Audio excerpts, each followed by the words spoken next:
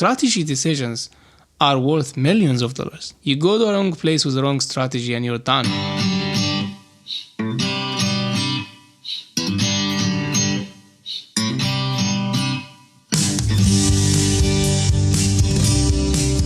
Alrighty, I've hit record.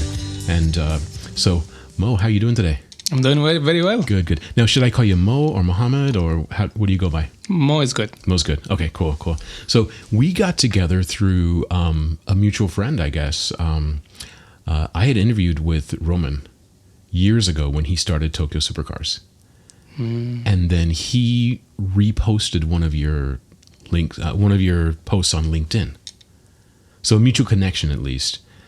And I saw that, and you were talking about traffic and data analytics, and I thought, I need to talk to this guy, because I've always been interested in data analytics. But you can tell me more about what you do. I don't want to mischaracterize the kind of work you do, but I printed out this 21-page ebook, and I recommend everybody get it. But so tell me about yourself and what you do and how you came to this kind of work. Yeah, absolutely. So I'm in the data domain for quite some time. Originally been in engineering, studied actually civil engineering. That's building infrastructure, building bridges and things like that. Well, then I came to Japan to study at the University of Tokyo for a master's degree. And during that time, I studied a fantastic 2 years of big data and AI and machine learning. Okay. And that was a fantastic transition from actual engineering all the way to software engineering and data and AI. It's like a new domain, and it happens to be the good times to do that. Immediately after that, I got a job in Rakuten, and I worked there for 3.5 years. Okay. And that transitioned me also from research to talk about business in that domain. So instead of just thinking of how can we make a research paper or a new method of doing something, we usually say, how can we make a product where 100 million people use it? Yeah. And how can we charge them for it? How can I monetize this data? Exactly. So it always comes back to monetization. And it's a very big difference between research and industry. Industry is always, money driven. There should be an incentive around it. And then from that point, during that time, I actually invested in a company called LocationMind, and that was a University of Tokyo-based startup. Okay. And it went very well. So the company very quickly became Series A, and Series A means very nice valuation. Yeah. And suddenly I realized, wow, this is a good way to spend time and money. This is the way to do it. Yeah. Exactly. So by that time, I started thinking, all right, so corporate is amazing, but there is some sort of cap. And also some personalities really thrive there. But I would definitely thrive more in a place where it's much faster and you get to break things and also fix it. Tell me more, you get to break things. Yeah, in startups, your biggest enemy is time and resources. So in big companies, usually you have a lot of resources, a lot of money, and you also have a very limited work to do. But in startups, you've got nothing. You have very limited amount of money, and you have a customer that doesn't trust you because you're still unbrandable. Yeah. You've got no brand. You're an unknown commodity. Right? Exactly. And you also need a product to build, and you need a sales team. There's everything. So what happens is you have to fight against time. Your biggest advantage is that you're small and quick. So you need to go quick, prove something. If it doesn't work, throw it in the garbage, go after something else, and get people to pay you. That's very important. And then from that point, I would say we did a very good job in the Japanese market for LocationMind. And we started thinking, all right, this technology doesn't exist overseas in some areas of the world. And why don't we open a branch in another place, another country, for example? And we started exploring, and it happens to be an amazing decision. We started traveling to the Middle East. I started going to Dubai a lot, going to Saudi Arabia. And we realized that the Japanese market is big and amazing, but the growth opportunities are capped. Yeah. And other countries have a lot of growth potential in the future, and it's likely a good decision to be there now. This is a good time. And timing is very important for technology. Something changed and suddenly everyone is hyped about it. So, this is a good time to jump. And then that's pretty much what I do. So mainly on the business development side of things. opening a new branch, setting up offices, hiring some folks in like tech and IT, and also doing a lot of partnerships and sales and business development.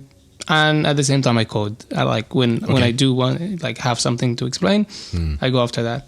So you roll up your sleeves too. You're absolutely. Dirty, yeah. There is nothing better than being an engineer. I always say like I'd definitely be much happier being a tech guy that turned into engineer like sales and business than being a business guy that doesn't know much technology and how things work. Yeah, definitely. Every one of them have an advantage, but knowing how things work makes you capable to also make quick decisions when you talk about business as well. I know how long it's going to take. I know how many resources needed, how they're going to do it, when it's going to be out there, and how much should I charge for it. Yeah. So what's the market demand? What's the appetite? What's the, if you're doing a demographic study, I just walking in here, Uber Eats went right past me.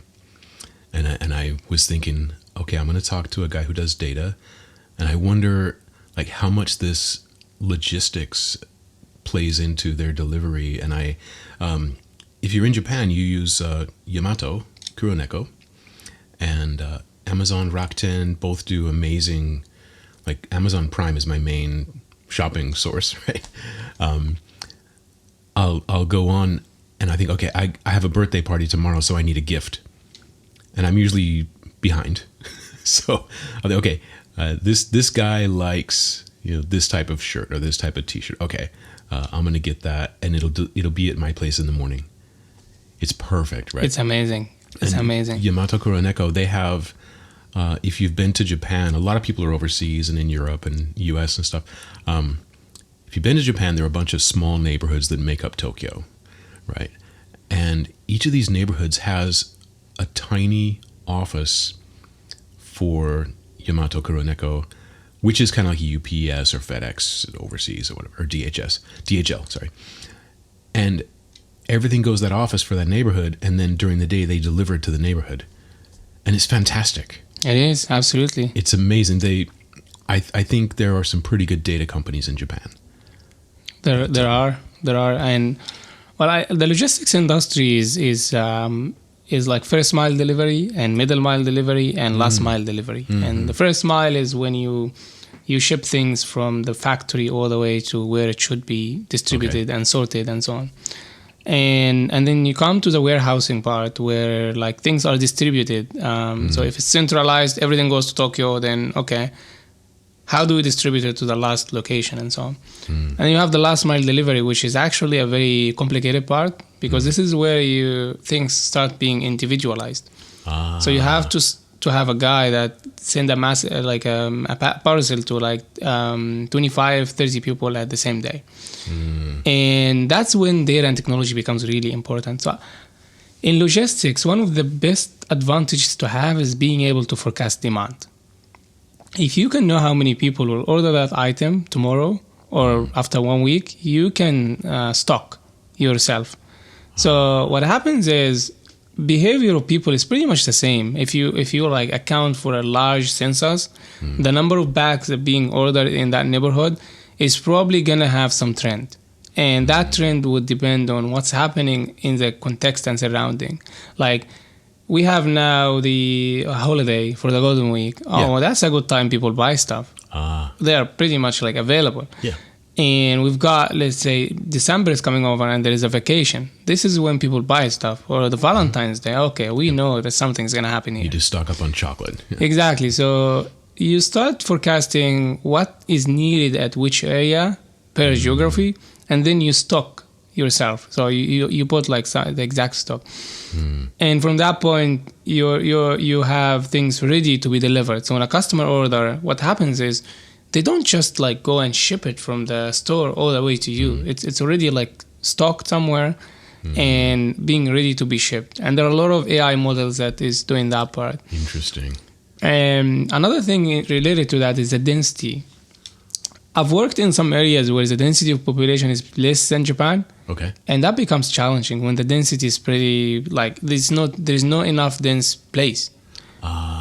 I think, if I remember correctly, I used to work on a project, and approximately, I think, 50 to 70 parcels can be delivered a day with one driver in Japan. Around that, sometimes it exceeds. Okay. And in other countries, that might reach 100. But I did an analysis in Egypt, and Egypt is a bit different behavior. And that number is just 13 or 15 per day. So it's much, much lower. Because of the...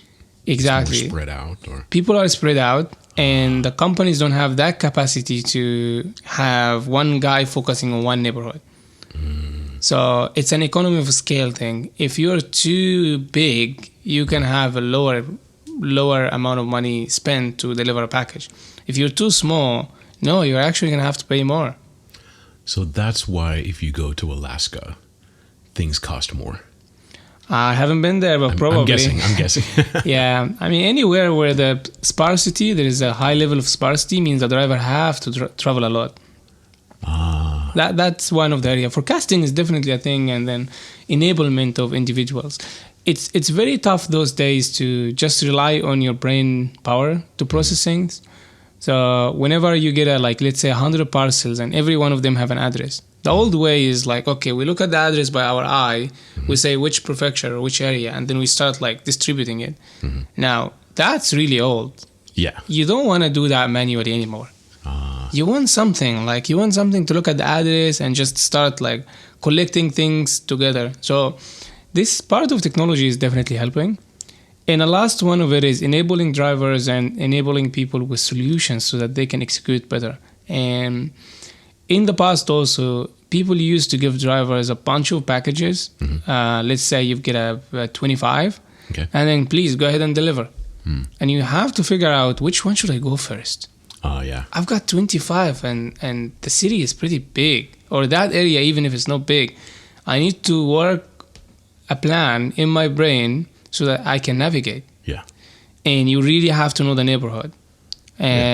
So now that's not happening anymore. There are lots of software. Just add all the packages, and then they optimize things for you. And they give you, okay, you should go that way, and you will finish around that time. And if you get a break, this is when you will go. And it becomes very interesting to use data around that. Wow. That's so making their job easier, faster, more efficient.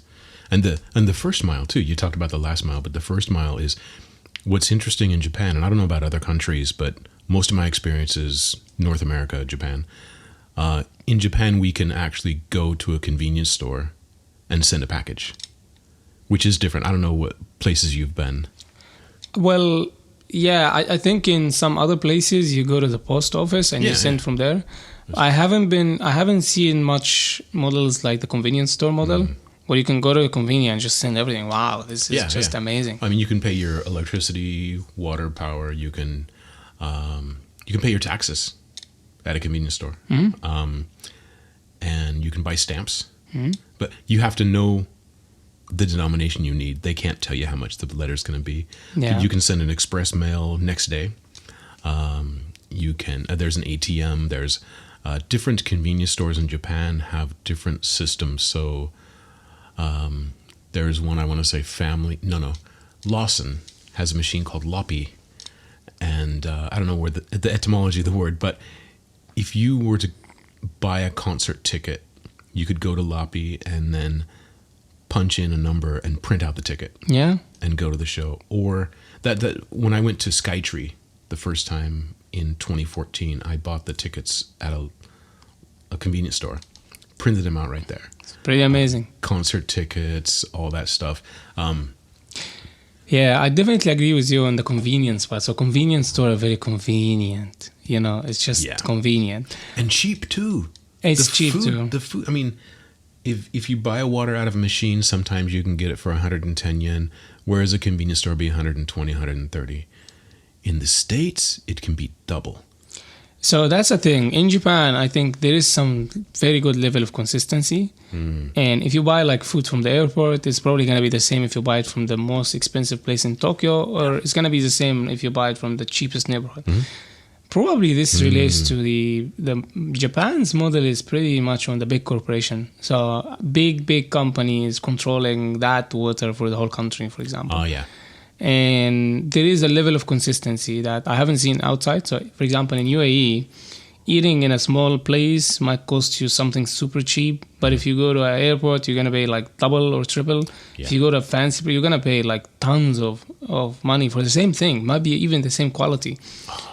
But in Japan, no, I haven't seen that a lot. Like there is some level of consistency in things. That's true. That's interesting because I was telling somebody the other day about a ramen shop in the 90s I went to where the ramen was 300 yen, less than $3 now. Wow. And that's a filling meal, you know? Yeah. So, in fact, fun fact, if you want to find the best ramen or noodle shops in Tokyo, look for the taxi drivers. Oh, they know all the places. They know the places. Okay. So if there's a couple cars in front of there's a couple taxis in front of the ramen shop, it's going to be cheap and it's going to be good. Well, yeah, that's interesting. Though, well, that's a part of technology now. It's like a lot of, you just go to Google and see the reviews. And what's much better is if you have a new system comes up that look at all those reviews and just give you something. It's just so time consuming to look at restaurants and scroll. Yeah. Exploration in a restaurant is horrible when it comes to... It's difficult. Yeah. When I have a meeting with a friend and we say, okay, let's meet in that area. Oh my God, now I have to find a place. And there are just so many parameters to go around it. Well, what is maddening for me is you'll find a restaurant and maybe, I don't want to like disparage any company, but I use Google Maps and it'll have a yen sign for cheap and 2 yen or 3 yen for more, 5 yen is, expensive. In the US it'd be dollars, whatever. And then it'll say, let's say, a restaurant. I want to go to a French restaurant. And this place has a couple of yen and it's got a 5-star out of 5 rating. And I'm meeting somebody for a business lunch. And I say, let's go to this place. It's got a 5-star rating. It's good. And you walk in and it's like a fast food restaurant. Wow. Yeah. Or you go to some place and you think, okay, I'm dressed, I'm in khakis and a t-shirt today and I want to get a steak, or I want to get a sandwich. And you go online and you find it. And then maybe I don't know how to read the reviews or I don't take the time. But you walk in and everybody's wearing a suit. And you're in your t-shirt. Like I chose the wrong place. That's where I wish it could be a little bit better at, or maybe I need to just look at the reviews. No, I agree. So that's definitely a case. A lot of those data is like crowdsourced. Mm-hmm. So people write things and those things get validated by other people. So there is a margin of error. Mm-hmm. On the magnitude of things, like if you look at the big picture, it's probably useful than not knowing at all. So that's for sure. But when you look at the crowdsourced data, one of the biggest challenges is really validating and trusting it. I would say, well, I'd be okay to walk with a t-shirt in a place full of suits, to be honest. I mean, I'd definitely ask, why are they wearing suits in the first place? Yeah, that's true. That's a better question, yeah. So a bunch of things. I printed out your paper. Once again, I recommend everybody go to the website and get it. And I'll put your website in the show notes. But so it's all about data. And, every company's a data company, right? And however, only 1 in 12 companies are monetizing their data. What are they missing? What are they getting wrong? What are their blind spots and how can they improve? Yeah, well, that's a good point. Well, a lot of companies have core operations. So for example, if you're a telecom company, you care about the money coming from subscribers. Sure. And you care about the top-ups, and you have a lot of plans to make money from other ways, but you don't realize that your asset is data, and if you want to start investing in making money from that data, you need different skill set of people. Your network people are not capable of really taking that to a next level. So you start thinking, okay, is that really our core mission? Do we need to go that way? So it becomes more interesting when I say, imagine a logistics company, and a shipping company by default knows who's ordering what on the planet. That's so true. They own data that is super interesting, and it's also explaining the behavior of like purchases, explaining a lot of things, but it's a shipping company. the best guy they might have is doing Excel, and he's doing it in an amazing way, but there might not be that much focus on let's scale a data science team of 10, 15 people and start looking at the data. It's just not our core mission. And that becomes actually the bottleneck. And having data by itself is extremely useful, but monetizing it is extremely difficult. Okay. Because it's not just analyzing the data, it's what can you get out of it. And say for that shipping example we talked about, or let me give you the teleco example and tell you like a very successful case of monetization in Japan. Okay. So in Tokyo, NTT Docomo is like having a fantastic amount of data, and then recently they started collaborating with multiple companies. I wouldn't say some names, but those companies, what they do is they look at the footfall data, meaning who's where and on an aggregated level. Okay. So what they do is that they take care of the privacy. They aggregate all data, so there is no problem with compliance. They take care of the analytics, and they produce data that's used by a real estate company to evaluate the demand. Or a retail that their job is to find a place where people are. Sure. Or, for example, the government that want to optimize transportation. Yep. Or the real estate company, the real way company that want to open a new station, but they really don't know where the demand is. Or a tourism company that want to attract new people, but they just don't know where they come from. So if I were to, a lot of people know Walmart. Sam Walton used to fly around in a Cessna airplane, a small one-engine airplane, and he would fly over the city and look for the busiest intersection. And he would go and buy that property. And put up a store. Very smart man. Yeah, very smart, right? Very smart man. He was doing this logistics from a very manual way, like 30, 40 years ago, and it made him a very rich man. See?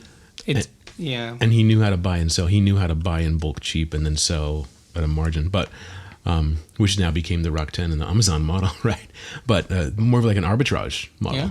But today, if I can use that cell phone data with maybe the anonymized geolocation of these millions of subscribers and find out where are these people at 3 p.m. in the afternoon, that's where I'm going to put a coffee shop.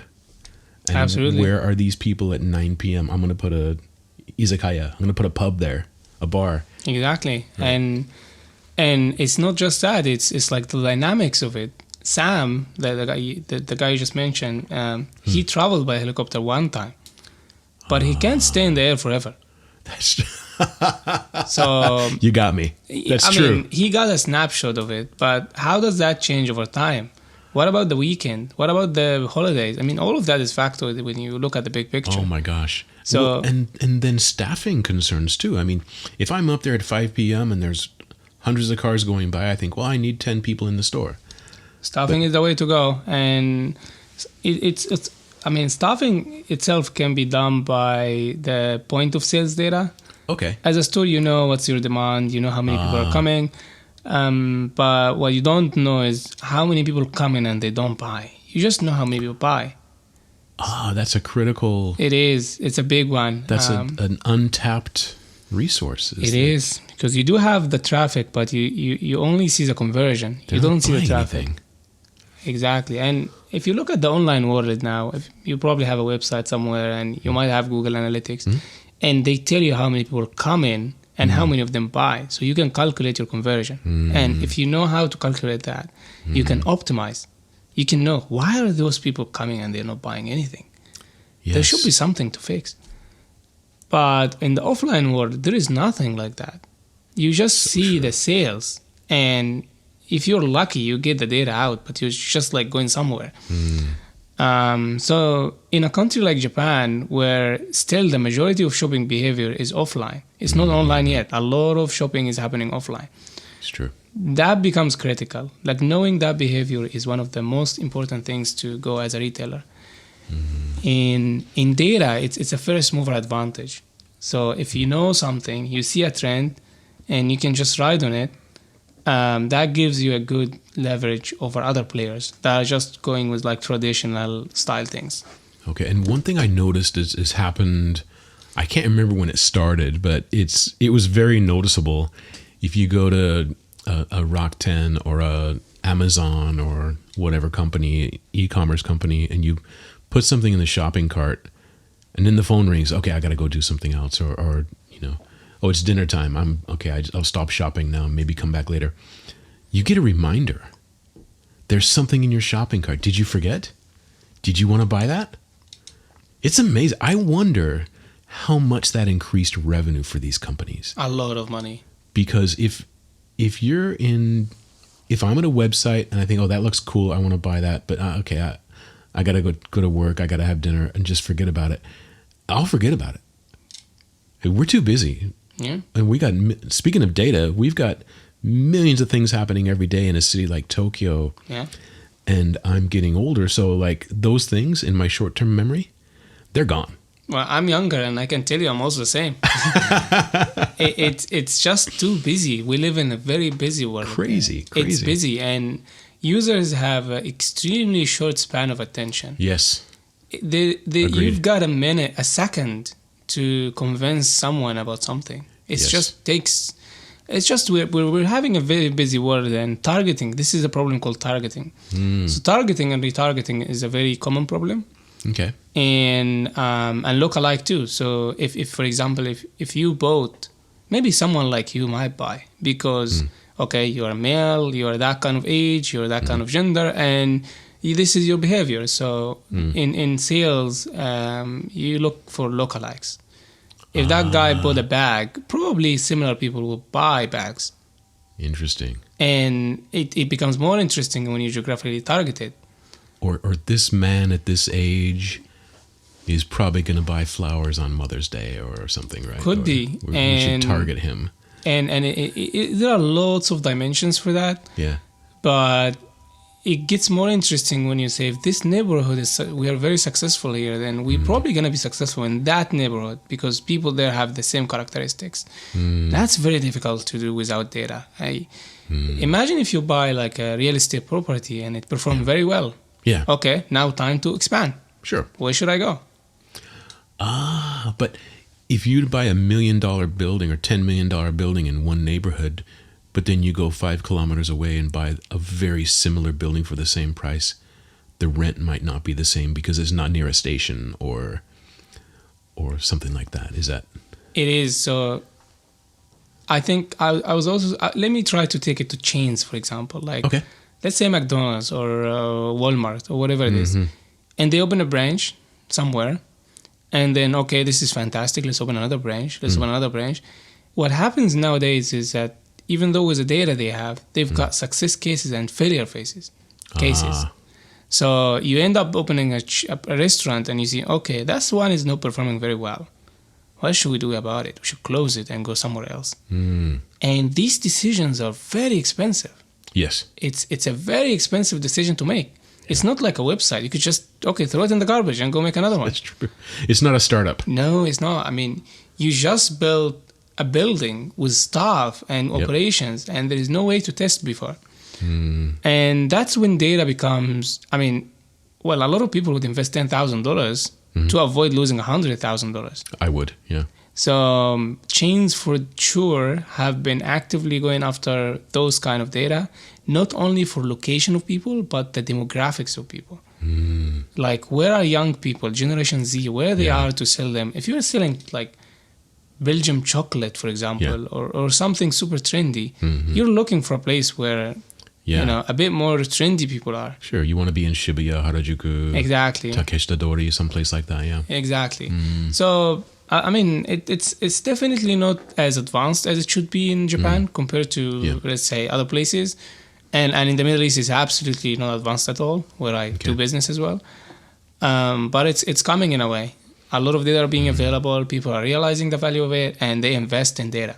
Well, I see here, speaking of money, in your paper here, the market for global data monetization is expected to grow from $45 billion in 2018 to $370 billion by 2023. Have we overshot the mark, or was that accurate? Or I think we probably have overshot it, and it's even going to be increasing more. Wow. It's so that's $370 billion or more. I'd definitely say more than that. More. It's never going to be that much money only. Let me give you a Wow. very tiny example is that example of a company I told you about that takes a telecom data and analyze it, and they sell some insights. I mean, their valuation in startups is like how much this company is worth. Okay. It's about $500 million. $500 million. Yes, and the business model is we are doing data monetization. We take data, we sell, and then we make money, and the valuation becomes like that. And you're not even counting the countless internal data monetization, meaning that if Rakuten is doing an amazing job. I wouldn't talk about it because I was working there, but if you work in a big company, let's say Amazon or whatever it is, the impact of data is not even factored on those parts. The data itself is adding a lot of value to the internal operations. Okay. And the biggest consumers of data are the marketers. Marketers? Yes. Why? They want That's to sell. So they want a value proposition to the customer. Okay. I've been actively posting on LinkedIn here and there, and the biggest group of people that contact me is marketing people. Now I see. Okay. It's definitely marketing people. Well, marketing also has a budget too, so They have the biggest budget. I can tell you that. Like I worked with tech, and usually it's tight. So the tech budget in big companies are pretty tight. But marketing is where the action happens. You've hit the sweet spot then. They need the data, they got the budget. Let's do a deal. I've got a friend of mine, he's a very fantastic guy. He always say money is closer to the consumer. So the more you go close to the consumer, the more the impact would be. And the more you really need to put capital to make that happen. So marketers, for sure, if you think about it, their job is to reach to their potential customer. Yeah. And you can do a lot if you're online. You can do SEO, search engine optimization. You can do social media and targeting and retargeting. But when you go to the offline world, it becomes a bit tricky because you have nothing to navigate. There is no SEO for the real world. That's true. You don't know what to say and where to say it. And there is no also indexing of, like, websites have a lot of indexing. You know which one is performing better than the other. Yeah. But in real life, this is an actual web. And it's very difficult to know. Yeah. Well, I guess you have TV or magazines or print or something, but I guess there's ways to see how many eyes see that advertisement, but it's just about to happen. So it's really new concept called smart screens or smart advertisement. And basically their target is exactly as you say. Okay, we've put an ad, and usually that ad is for awareness. Like out-of-home advertisement is for awareness. Usually, sometimes they drive conversion, but it's tough to measure it. But it's difficult to measure how many people saw that specific ad. Well, however, do you ever take taxis in Tokyo? I do. Okay. Look at that little screen. Oh my God, it's very There's well targeted. a little hole at the top right. That's a camera looking at you. Yeah, I know. I've seen it. And I had a conversation last night with some friends. Yeah. One had already had a couple glasses of wine, and she said, well, I don't want them to know who's in the taxi with me. What if I'm on a date? And then a gentleman who does a very similar line of work to you said, no, they don't care who's in the car with you. They want to know if you're watching the screen and what kind of reaction they're getting to that advertisement. So they're checking the whites of your eyes and the pupils and seeing, are you watching the screen or are you looking out the window? They want to see engagement. And I'm sure it can be used for nefarious purposes, like, this guy was at this neighborhood this day and there was a crime committed. Let's put him in prison. Well, I'm not concerned about that. I think it's more like this little camera is looking to see if you're engaged with the advertisement. That's a smart part of it. It's not just that. It gets a bit more scary than that. Oh, okay. Scare me. I'm from tech, so I talk always about tech. My profile is tech, and I do business, but I'm more in the IT side of things. Sure. Whenever I'm in a taxi, I always see IT ads. For some reason. I never see IT ads. Yes, I always see IT ads. This is interesting. I'll get ads for...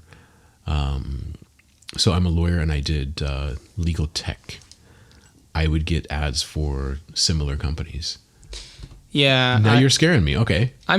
It's not like rocket science to do that. if you think about tech, if you're using a mobile app, Yeah. then basically they know who's in the taxi, and it's just like you're now taking advertisement from online to offline. So you're blowing my mind. So when you're in tech and when you get in a taxi, you see an ad for an IT company. How do they know to show that to you? Well, it's a similar thing to. Those are all assumptions, of course. I don't work for that company specifically, Sure. But in the mobile world, there is an identifier for your phone. This is called GAID or IDFA. So if you're an Apple user, you've got a token that say this guy is having that number. And if you're a Google user, that's basically, this is how being, let's say, this is a guy that is using that phone to access that data. And there is a market for data aggregators where that kind of profile or that kind of mobile phone interested about that things. So it's a very big domain. Targeting and retargeting is a big domain. This is the only way to influence behavior. Interesting. So we've all seen movies where, I mean, there was one, I can't even think of the name, but this guy's walking through a shopping mall and it says, "Mr. Smith, are you looking for a new suit? It's been 6 months since you got your last suit." Yeah. And they know, and it's a personalized holographic talking ad directed at him. And it was using his eye. It's amazing. Data, yeah. I mean, we're looking now at the consumer side of things, but there are a lot of cases where it becomes more value added to society. I'll give you an example of a project I did work on, and we do some work. I'm partially at the University of Tokyo as a research fellow. That's part of my work, and we do a lot of work in developing countries, such as a lot of developing countries in Africa. And when you go there, you've got absolutely no basic data to rely on. There is nothing. Exactly. So a big company or a World Bank or something want to develop an infrastructure plan. To do that, you have to have some sense of who's living where and where they go from to. And what used to happen in the past is you deploy a fleet of people to measure that data. And it's very expensive. It takes like few years to finish. But now you could just say hi to the telecom company and start having some sort of arrangement so that you can analyze the data and capture how many people move from an X to Y, from a city to another. And it's not personal data. It's completely aggregated. You just say, 100,000 people move from this city to that city. That number is very important. It's significant, yeah. And you do that for everywhere in the country, and you end up with having a very detailed people movement, and you can make a good plan. And instead of taking 5 years to do it, now you can just do it in like 5 days if you have the software. Oh my gosh. So, and I'm assuming, because it's just what I've heard, is that the rate of adoption of smartphones is pretty high. Everyone is using a smartphone, even in the absolutely most developing country. Yeah, like it's your very undeveloped country. You probably have 2 phones, not only one. Yeah, mobile phones are essential, even if you don't have money. These days, everyone have a mobile phone. And you can get, Facebook had a big part in that, where they were basically giving out cell phones with the Facebook app on the phone. So to a lot of people, Facebook was the internet. Yeah.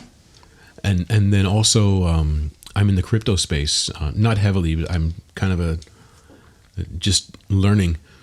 Interesting. You must have been lost some decent amount of money. No. No, you made good? Well, it goes up and down. Okay. But in Africa, there are people who've adopted Bitcoin because maybe their banking system is not stable and they need to send money from Ghana to New York. Yeah, absolutely. And if anybody has tried something like that, I had to send money to a friend overseas one time. And I'm used to, in Japan, we have different apps we can use, right? So there's like PayPay. And if I have somebody's phone number, I can send them 10,000 yen instantly. Yeah. And there's no fee. Yeah. But if I'm sending it to a country where the infrastructure is not, there's a mismatch in the infrastructure, let's say. And the money gets there, but the notification doesn't get there. Interesting. So they say, okay, we'll take it to the front desk, and we'll take this $200 to the front desk. But then the front desk clerk says, "Oh, it's time to go home." They just go home. Yeah. And I'm not like I'm not saying the location because I don't want to like disparage people, but there was an infrastructure mismatch, and when the money got there, it actually took 2 days from the time it arrived to the time my friend got the money. That's very lucky, by the way. Yeah. Sometimes it right? takes way more. Sometimes it doesn't arrive. So sometimes it doesn't. Yes. But that's why people are using things like Bitcoin or Bitcoin Cash. If you have that person's wallet address, you can send it not instantly, but almost instantly, Almost with instantly. a very small fee. Yeah, I mean, I was hands-on on that also, so not just talking about it, but I do have a very nice wallet, and Okay. I have people that we work together, and they are living in some places in that it's difficult to send US dollar, and I can't just send them Japanese yen. It is not accepted. Yeah. So if a country doesn't accept you, basically you can't send money. I mean, you don't have an office there, you don't have operations, so you don't have a bank account. And it's just difficult to do it. And some people are, to be honest, they are less fortunate when they don't have that infrastructure. Yeah. And I do send them money in like other ways. So Okay. we have to send something like Bitcoin or maybe whatever it is, USDT, for example. Yeah. And then it happens almost instantly. Yeah. So that things can move forward. That said, inside the country itself, so this is cross-country transfer, like money transfer. It's a bit complicated. But inside the country itself, a lot of countries don't even have a banking system, but they have something like a money, like a mobile money system, which is very famous, I think, in Kenya and a lot of countries. Oh, okay. Where even if you don't have a mobile, like an actual system, you can just transfer money by charging a card and send it. Yeah. And then people can cash out. Excellent. Interesting. So it's not every country goes through the same level of going from 0 to like 100. Some people just skip from 0 to 10 and they go to like directly to like 100. Well, you know, in undergrad in the U.S., I was taking I want to say Chinese economics class, and my major was Asian studies, which is kind of a way of saying I don't know what to do. That's explaining why you are in Japan. You just came here. I did. And the point of undergrad for me was to get into law school. That was the only point. So I took the classes I knew I could excel. I took a Japanese major. So double major, Japanese and Asian studies. Graduated in 3 years, 2 college degrees, went to law school. Because, like I said, the point was to get to law school. But we had a presentation for our Chinese econ class, and I made the argument that, and by the way, I graduated in 2004 from undergrad, and I made the argument that China will not have high-speed wired internet access. They will leapfrog into data. LTE. It was, I don't know if there's LTE at the time, but you know, now we have 5G, and guess what? Who's one of the biggest infrastructure? China. In the world, Huawei. Yeah. I mean, they put up these towers around the world, and they're not putting in copper wire. They're not putting in fiber optics. Yeah. I mean, I can relate to many countries. People don't want to adopt traditional methods to go from 0 to 100. You know, and sorry, one thing the U.S. gets criticism is, you know, we had these old telephone wires, and that was your modem, right? You would hook up your actual phone to this device that would connect to your computer, and you could, you know, it would take 5 minutes to send a little message to somebody on the same campus, you know, or whatever, and people, you know, sometimes people say, "Oh, the U.S. infrastructure," or you know, whatever. But we started with the telephone wire, and then went to the T1, you know, which is a high speed. You plug this LAN cable into your wall, and pay a subscription, and it was expensive. And now we have 5G, you know. But I think some of these other countries are kind of a little more fortunate in some way because they didn't start with this landlines of telephones all over the place. They have to build on top of the legacy infrastructure, they can just go straight to cell phone towers. Exactly. And we're sending pictures. People listening to this are listening to this that it came out of the sky. And they're listening on their phone.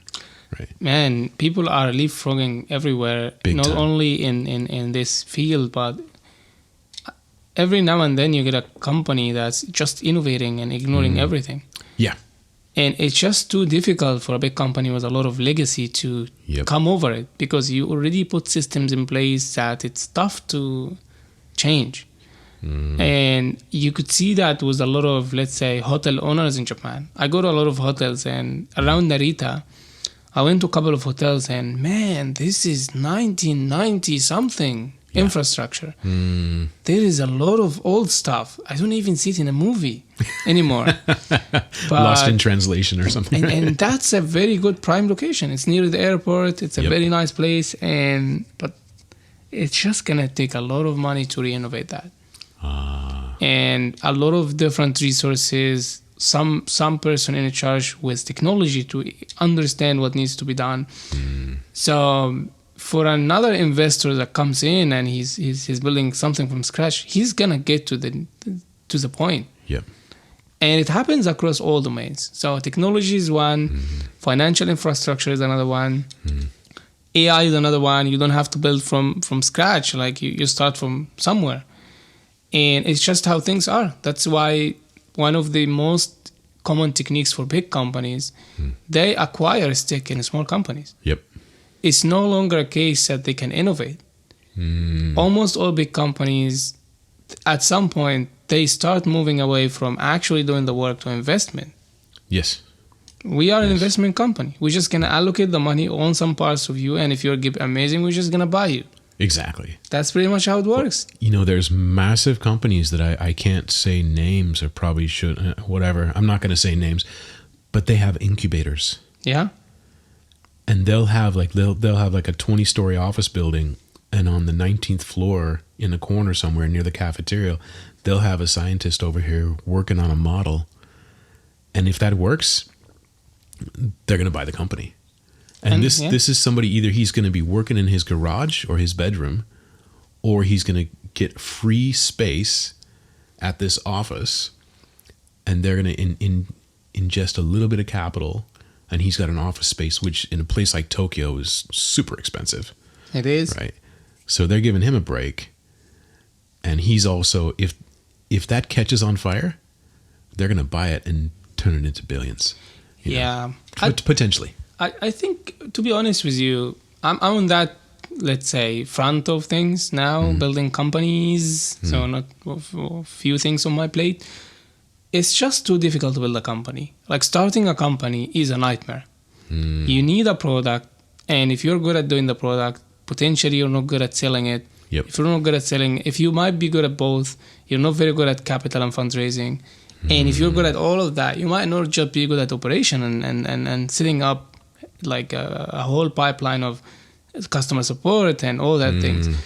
Well, that's why they call these people who succeed at that game, they call them unicorns, because they're so rare.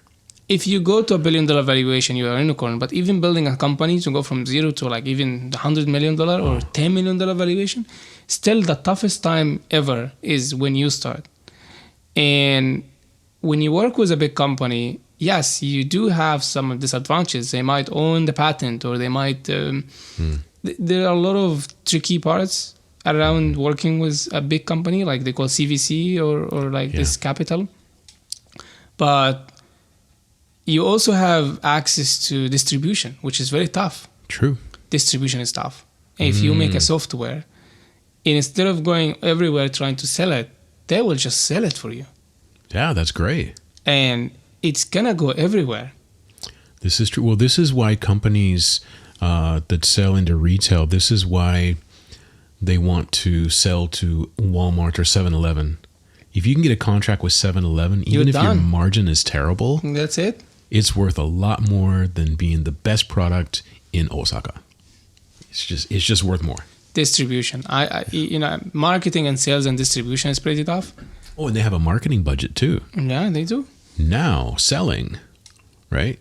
They're selling a new product and everybody wants to know what it is. They want to try it. It's Fantastic. And just so I also have a YouTube channel, and there's a guy that I follow. His name is Mr. Beast, and kids love him, by the way. But which kind of tells you a little bit about me, is I like his videos too. But I think his target audience is like, teenagers, whatever. But he has a chocolate bar, and he sells in Walmart. No, he does. Yeah. Wow. And all he has to do is say, new flavor at Walmart starting next week. Done. And they sell out. They sell out. But I don't know him, and I haven't spoken to him about this, but I'm guessing he partnered with Walmart because they had that distribution chain. Yes. And by the way, if it's Sam Walton's book, Made in America, I read it in the 90s, and he talked about the automation of the warehouse. And this is one reason they were killing it, or doing so well, is because they knew how to manage a warehouse.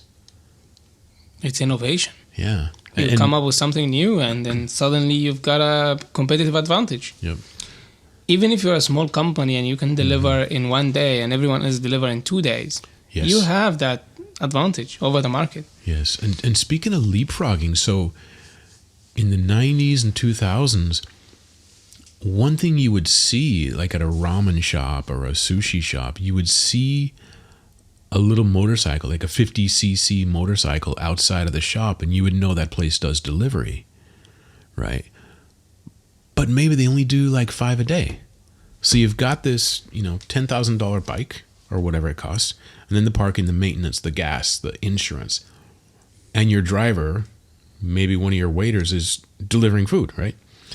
So you got all that liability. And what happens if it's late? What happens if he gets in an accident? What happens, a million different things you got to worry about when you have one of your people delivering food. Just offsource that to whatever, Uber Eats or Uber the Eats Mican or comes something. in, and I saw a presentation. I might mispronounce his name, David Plouffe. It was about 2019. He was in Tokyo at the American Chamber of Commerce. And he had been the VP of Uber. And he talked about coming to Japan and how the taxi industry was not a big fan of Uber drivers. Yeah. So they pivoted to Uber Eats. And they're killing it. Every time I walk out my front door, there's an Uber Eats delivery coming Interesting. by. I live in a residential neighborhood, kind of like you. And there's also a company called Wolt, W-O-L-T. I think it's German. Wolt, yes. And I keep getting their ads. But so I'll get a pizza ad, a sushi ad, and Wolt and Uber Eats. And they offer discounts. If you install our app, you get free 500 yen off your first order. Yeah, absolutely. They're fighting. But it's crazy because they're everywhere. I see. Maybe it's just where I live, but... Yeah, I'd definitely say Japan is way below the other world when it comes to online food delivery. Okay. It's way, way behind. And a bit of context, we collect and analyze all restaurants' data in Japan and all restaurants' data in other countries. Okay. Including a lot of countries. And I think... if I just got it correctly, Uber Eats and the Mican, majority of them are below 100,000 restaurants in Japan, and Japan has about 750,000 restaurants. I saw your thing on LinkedIn about the restaurants in Japan. Exactly. You have a very good LinkedIn, by the way. So oh, thanks. I hope it's okay if I tell people to follow you on LinkedIn. Yeah, absolutely. Yeah, okay. I'm a technology guy, so I kind of do things on my own. Or some of my team do that, but we do like to dig into things. And it's funny because when you just say, oh, Japan is like amazing, you're like killing it, but that's because this is your perception. Yeah.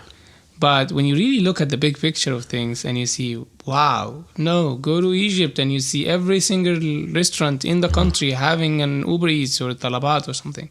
That's like a different platform. Okay. And if you go to UAE, that's like even more. So you're talking about a big number of percentage having almost all the market. Every single restaurant is selling. So this is where data would help me make a better decision before I open my mouth, right? Say, well, I think they're killing it in Japan because I see somebody every day in front of my building. But if I were to compare Egypt and Japan and realize, okay, you got this many people in Japan delivering food and this many people in Egypt delivering food. And for people who just, listening, everybody's listening. There's no video.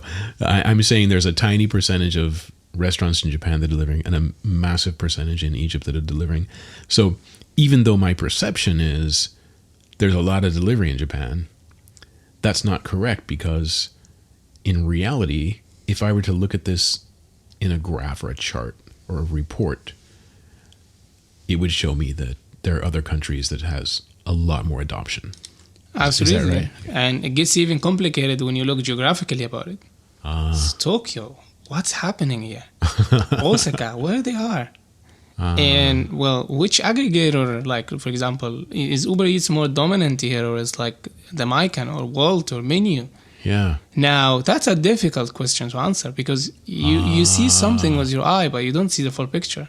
It's true. And it's crazy how many online data out there. It's just everything is online now. You've got data in everywhere, and measuring that is just a couple of hours of work. It's, of course, you have to be super professional to do it, but when you look at everything on the map and you say, all right, well, actually, Wolt is not in like half of Japan. They're just in Hokkaido and Tokyo, and some other places. But if you look at other like aggregators, you see they're more here and there, and now it becomes really a strategy move. Okay. And remember when we talked about the real estate thing, that it's a decision that really costs you a lot. If you take a house in a place, or like if you open a new branch in a place, and suddenly it doesn't work, that's a very expensive decision. It's same with strategies as well. Strategy decisions are worth millions of dollars. Yeah. You go to a wrong place with the wrong strategy and you're done. You can't just you have to like navigate here and there, but you've just lost a lot of money. Yeah. So going with like a lack of knowledge is definitely something nobody wants to do. Yeah. And just like we said earlier, maybe just a perception that if I were investing in delivery companies and I would see, well, every day there's an Uber Eats driver in front of my apartment, maybe I should invest in them. Well, then I'm missing 5 other companies that are possibly doing better, having more revenue, right? Exactly. So I mean, data. Well, it's going to save me millions. It's also funny because we do have a lot of investment company reaching out to us, especially asset management companies. Okay. Ones with really interestingly deep pockets, and usually they look at the macro trend, or what's happening in the country. Yeah. How many stores are opening or closing, or where are the areas with that level of like concentration to invest in? It's not just picking a place, but looking at the whole economy. And these companies have massive models, AI models feeding so much data, so that you can model just one number or 2 numbers, just get a sense of where to go. And it's getting more and more like data-driven investment. It's not just where to invest, but also how much to invest and why should you invest. Justification is tough. If you go to a room full of board of directors and you open your mouth saying, oh, we should do this. Why should we do that? Because I feel like it? Nah. Oh, that's not going to work, yeah. Nah. You gotta say something, because the data tells us to do that. Because look at that. Yeah. And here becomes actually a leverage if you're an executive. Going there fully prepared with data or charts or something, that's gonna put you ahead of the other people. Absolutely. Well, it's just being able to show data to make a good argument. I mean, I mentioned earlier being a lawyer. What happened in my field was there's hopefully you've never been involved in any litigation. Not yet. Yeah. Okay. Good. Let's keep it that way. But in litigation, there's a process in the U.S. called discovery, and that's where you have to trade documents with the opposite side. And let's say, for example, there's a company that created a product that ended up injuring somebody. And during the R&D process, there was a scientist who said, hey, by the way, if this battery gets wet, it could blow up. But it's only going to happen 1% of the time. And then they decide to make it. And the first week, this product gets delivered to the customers. Somebody drops it in the pool and it blows up. Well, that's your 1%. Wow. Now, if there's 100 out there, that's okay. That's maybe fine. But if there's 1 million of those out there, like a smartphone or I'm trying to keep it general, like not to make fun of any company, but let's say you get 10,000 accidents. Yeah, if you get 1 million of those products out there, you get 10,000 accidents. Now you got 10,000 lawsuits. That's a big one. Right. So, so in discovery, if that document were to be revealed that this scientist said, hey, we have a 1% probable rate of failure, that's going to get out there, and then the news is going to get a hold of that, right?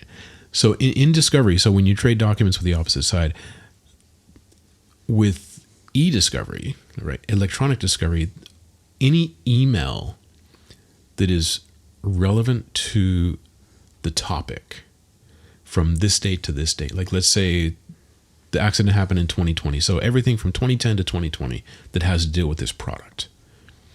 Okay, and every person who worked on that, their emails are subject to discovery. So how many emails do you send in a day? How many emails do you send in a decade? And how many presentations and Excel sheets and then chats and mobile chat, right? And telephone calls, all that stuff. We need to find that needle in the haystack, that one grain of sand on the beach that proves my case, that proves my client is innocent or proves my client did something wrong. So I got to prepare for that when it comes up, right? Well, the way we used to do that was you would get boxes of paper and you would get people in a room and you'd open up these boxes and you just go through page by page and you put a Post-it note on there, and there was a machine you would stamp it called a Bates machine, and you put a Bates stamp on it. So this is going on too long, but what I'm saying is when email became a thing, we generated much more conversation around topics, right? And a lot of this is even, I need to make a dentist appointment, but I'm using my company email, I'm at work, hey dentist, can I get an appointment at 11 a.m. next Tuesday? Okay. And then the dentist says, well, there's a risk of infection, which, by the way, we're looking for a risk of product failure. So the word risk comes up in that search. I see. So now all of a sudden, Tracy's dentist appointment, like you're paying an attorney $200 an hour to read, this guy had a dentist appointment? Who cares, right? But there are language models that are used in filtering this data. And the granddaddy now, there's a massive company called Relativity, and they sort and use language models and AI to sift through the garbage, because 99% of these emails are going to be garbage, and the other 1% is going to be something that we need to put eyes on. And I'm making up numbers, but 70% of the cost of litigation is discovery. Wow. So these companies like Relativity, and formerly a company called Catalyst, their data scientist was a friend of mine, and I should try to get him on the podcast if he comes back to Japan. But really smart dude, really cool, and really fun work. But when AI first started being used to filter out the garbage, to filter out the noise, all the lawyers started complaining. Hey, this is taking our job. We can charge this company $100, $200 an hour to sift through all their junk email. And why make it more efficient? Because we're making money, right? Well, now there's more litigation, so you can go through it faster. But it always evens out, right? The water always finds its level. But what I'm saying is, when this first started to become a thing, all the lawyers complained. It's going to miss important stuff. What if they misspell something? Well, there's AI can account for that. AI can also find. Well, this is a very simple search, like a Boolean search is, and I probably said that wrong, right? But like this word within two of the next word, right? So I can make a custom search to find stuff that's more relevant to my case. And I can cut cost. Like I said, 70% of the cost of litigation is discovery. And if I can cut that in half, if I can cut that down 25%, I'm saving tons of money. And so I've seen how data and AI completely changed the way we do the practice of law. And when I was in law school, and I'll get on to another point where more relevant, but when I was in law school, we did a clinic where you would actually go to a courtroom and say, okay, I have a case next week in front of this judge, and I want to see her attitude towards plaintiffs and defendants. Is this person very consumer friendly? Are they very corporate friendly? You would sit in their courtroom and just listen. And then you would know how to better make an argument in front of the judge. Well, now we have LexisNexis or Westlaw and other databases where I can go in and say, okay, this Judge Smith ruled in Judge Smith ruled in favor of the plaintiff 75% of the time in the past 10 years. Okay, I got a strong case. You can just do that with data now. It is amazing. It's completely changed the practice of law. It is. I mean, you touched on many important points, but let me frame it from our side. There are two ways to make money from data, or let's say a value. If you really want to categorize them into directions, you either make more money for your customers by helping them sell more, or you improve their efficiency by helping them cut in cost. This is in the corporate world. So in the corporate world, you either make more money or cut down cost. Okay. And the example you just mentioned is basically cutting down cost. Oh, yeah. And cutting it down, like very down. Mm-hmm. It's just interesting that in the beginning of any technology, always everyone is going to doubt it. Yeah. And they're going to be against it, and they'll always say, nah, it's not going to work. And it's true. It's not really natural. It's not mature yet. But look at the world now when we can have artificial general intelligence, AGI, where you could just feed it all the historical conversation of that judge. Yeah. And it's not only going to tell you how many percentage in favor of a specific topic, it's going to tell you what to say and how to say it. Yeah. And it can even tell you what to dress and how to emotionally look and should you cry or not. And it's like, it's very complicated. And you go to a point where, it's actually more impactful. I'm not just getting data and information and I have to make a decision. Yeah. I can get a recommendation too. Interesting. Look at how many people now are using ChatGPT for generating all marketing material. It's like it's becoming a second brain. Oh, yeah. Well, I used Google Translate a lot. I study Japanese, but there's some words I don't know. But the interesting thing is, like, a dictionary is good for vocabulary. But if you want to write something in natural Japanese that's contextually correct. So I'm talking to my boss. How do I say this in Japanese? Or I'm talking to a child. You have to use a different way of speaking, right? Absolutely. Now, Google is great because you can get the right word. How do I say boss? Joshi, right? Okay, great.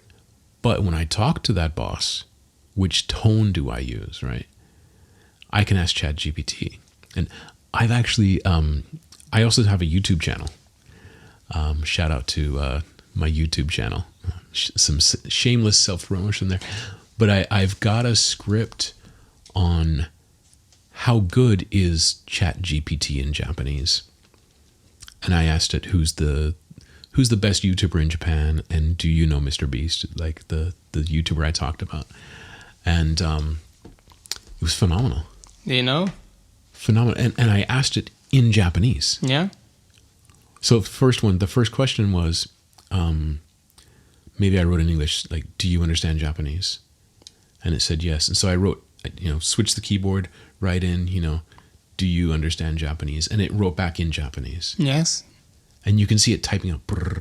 Yes. Phenomenal. It's phenomenal. It's like, crazy. Again, it's such a hype of a moment because we're moving away from traditional AI where you can just look at the image and say, this is a cat.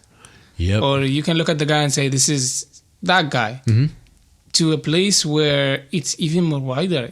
This is artificial general intelligence, AGI. it's an intelligence that is very phenomenal, that it can understand context. And you don't have to tell it a task. You no longer need to give a task by task. In the old days, we used to have a team of 200 people sitting in a department, everyone working on a use case.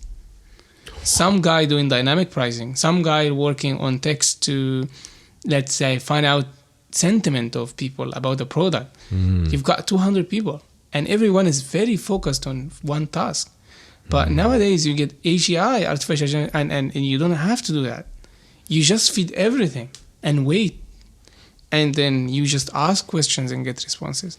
So I could say maybe write a 10-page paper in the style of Mo Batran and tell me about the last mile delivery in Tokyo. Exactly. You can just replicate the exact same book about last mile delivery, and there are tools to take that and put it in PDF with designs. And there are tools to take that out there and ship it to a website. And there are tools to go do the marketing for you. So the thing is, though, as the amount of data, I've heard several times that the millions or billions of hours uploaded to YouTube, right? And the blogs and, Reddit or whatever, the amount of data getting uploaded to the internet all the time. I wonder if this ChatGPT or these AGI generated blog posts or news articles, will somebody be reading them, or will I hire somebody like you to aggregate all the news to tell me how to position my product when I release it next year? It's probably happening, not just gonna be happening. Yeah. Positioning your product and aggregating data in the market is something that has been there for long. Market research companies doing that. A lot of market research company from many directions. And at least as far as I've listened to OpenAI, they actually hire contractors to do the data for them. And they scrape everything. From what they mentioned, they've gone quite far away in getting data. And that includes a lot of data. So my assumption is it includes also video that's being transcribed and putting somewhere. Yeah. It includes maps data. It can because you ask it about maps and it gives you answers. Sure. So how can they get the data? So, well, what's amazing about Google? So Google owns YouTube, and there's an option when I upload a video. There's an option to put, I want to say, an SRT file, which is a subtitle file. Do you want to upload subtitles? And there's people who put a lot of work into this. Well, now in Google, there's a caption. Automatic captions. It's automatic caption. You just do it. Yeah, and which is great because my videos are about Japan in English. And maybe not everybody understands English perfectly. They can watch the subtitles. Or they're on the train and they don't have their headphones. They would want to read subtitles. Yeah, absolutely. Right? Yes, you always got to have subtitles. It's one of the first. Automatically generated. Yes. But it's pretty silly because I do, if you notice, I sometimes get sidetracked and maybe make a joke when I should be serious. But I was doing a video about photography in Japan, and during this video, I had to go to the laundromat to dry my bed sheets. And so I said to the camera, I'm at the laundromat drying my sheets. And it said, cheese. It misheard. It said, I'm drying my cheese. Ooh, I see. Yeah. But I was speaking really fast. Yeah. And there was background noise, so I get it. Yeah. But it's not perfect yet, but man, it's good. It's only going to get better. It's only going to get better. And I mean, it's tough to make assumptions, but if you are in Japan, you probably have used DeepL. This is like a translation. I love it. Exactly. And it gives you context for the vocabulary, yeah. It has a phenomenal success in Japan compared to Google Translate. Oh, yeah. And a lot of people are adopting it even more. And what's happening now is a lot of people are getting a piece of the pie. So, all right, translation is awesome, but guess what? Japanese is really tough, and you need a lot of smart people to work on that, and it's a big market. So, instead of using a generic machine translation model of Google, somebody made something better. Yeah. And they're going to take the market. So, it's interesting, and what's going to happen is that just the point you mentioned now, just creating captions. Somebody Yeah. would come out there and find a new technology and make a product just for captions. They're so focused, Yeah. and they can get it better than Google. It's not very difficult to go far. So if you want to be an entrepreneur, well, I mean, Google already has the automatic captions, but if you want to be an entrepreneur, you want to create A better captions. a better captions. So Or you don't like- have to create something totally new. You can just improve. Exactly. I mean, not just the captions, but you can make the caption with different colors, or you can make the text change over time, Yeah. or you can detect the tone of the people and change the captions so it yes. actually reflect how they talk. Or make it so that it understands context. So you know that no sane human being would put cheese in a clothing dryer. Yeah. Yes. Right. Totally. It's all those things. Probably there is a product out there. Yeah. That's doing that. What we were just talking about, and it's gonna go more and more. It's becoming pretty clear that people we already know what people are looking for. Yeah. So okay, videos, then you need captions. That's clear. And you might even need something to put a frame around it that put some dots moving so that you know which time you finished and which one is not. Yes. Or just something as silly as just putting a clock with a countdown. Yeah. And that That's becomes true. a tool, and you can just upload it and it becomes a SaaS. Yeah. Or even maybe identify speakers. So you and I have different voices, right? Or there could be a male and a female voice.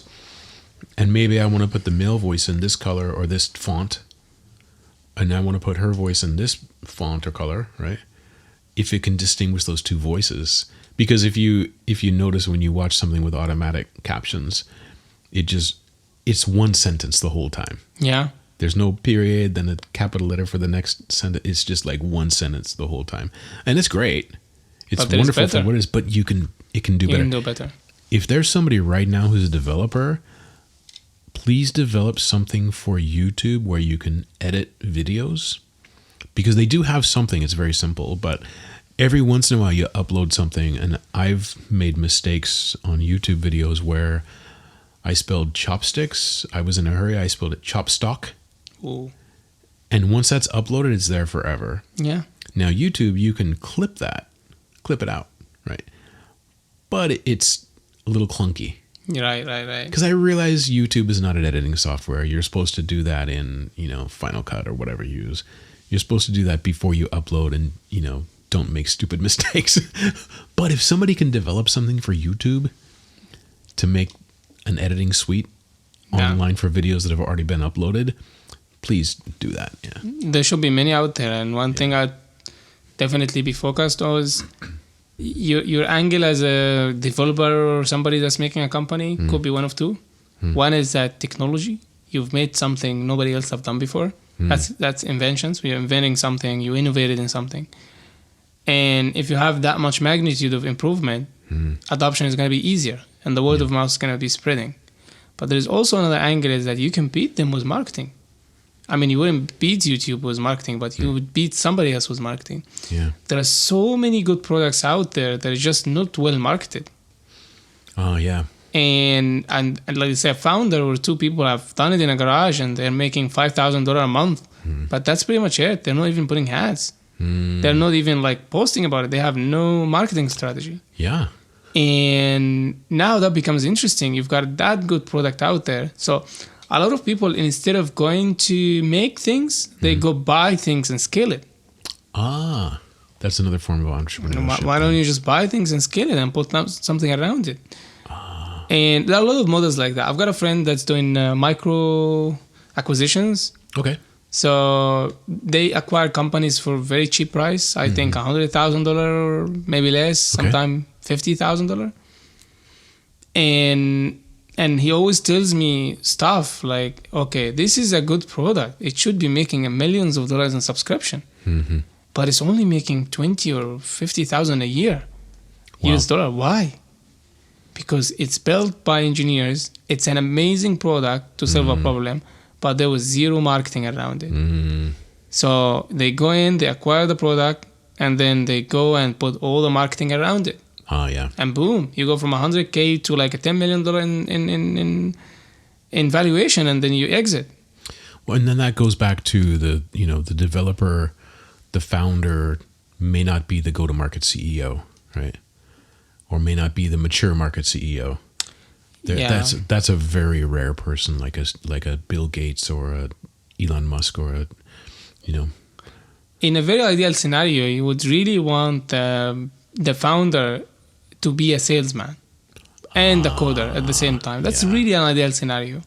So he knows how to write code, but he can also sell. And he's got ambition to actually grow. Mm-hmm. It doesn't really work that way in many cases. Usually you will find some pitfalls or you'll find something missing. Sure. Like the founders are awesome at writing code, but they just don't know how to hire good people.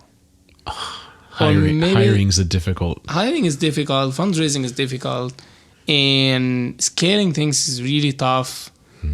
Building products is even tougher, by the way. Like on the other side of things, you see a lot of amazing entrepreneurs that are so much a good salesman.